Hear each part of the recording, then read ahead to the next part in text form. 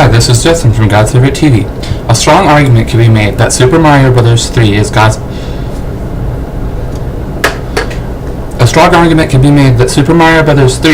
favorite Super Mario game, because it represents the world as a stage, as if it was a play, much in the way that God created our own world.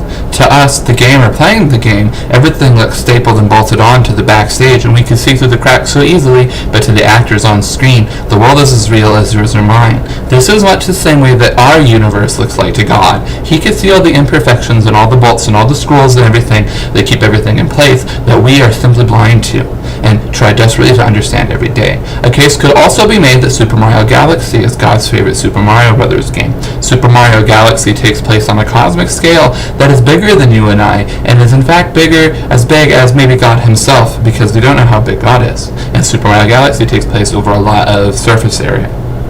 So a strong argument could be made that a game that encompasses the all of Mario creation might be more significant than a game that encompasses a microcosm of it, i.e. a stage on a play. The same argument for Super Mario Bros. 3 could be said for the Super Paper Mario game and Paper Mario games, which themselves seem to take place on a stage as well. So, which would God prefer?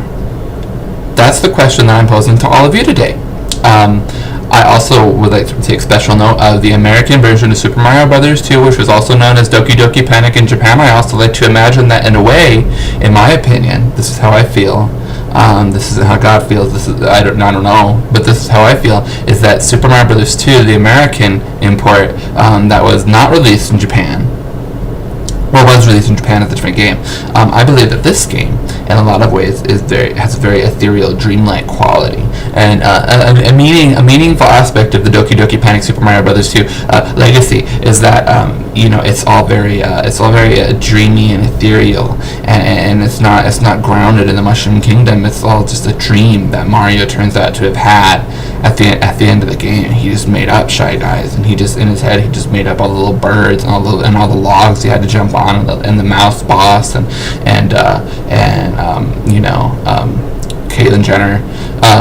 But so that's my idea, is that it's very ethereal and it's very dreamlike, and the fact is that it's not supposed to exist. Super Mario Bros. 2 isn't supposed to exist in the form that it does here in the United States, part of the world, and I think that in that way, it's a little miracle that we have it. And so I think that the Mario Brothers game that is a miracle would definitely be God's favorite Super Mario Brothers game.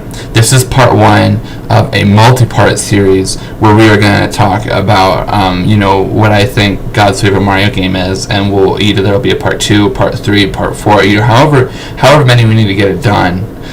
But today we covered Super Mario Bros. 3, Super Mario Bros. 2, and Super Mario Galaxy. So, which that's chronological in the official Nintendo Mario timeline. As it goes Super Mario Bros. 3, Super Mario Bros. 2, and then Super Mario Galaxy. Those are the first 3 games in the series. So anyway, what do you think? Leave your comments. Don't forget to subscribe. Don't forget to subscribe, leave comments, and what do you think God's favorite Super Mario game is? Do you think that it's one of the ones that I said? Do you think maybe it's Mario Tennis? I'm sure you can make an argument for that. So please do, and I'll post a response to my favorite comments sometimes, or God's favorite comments. Okay, thanks for tuning into God's Favorite TV. This is Justin signing off.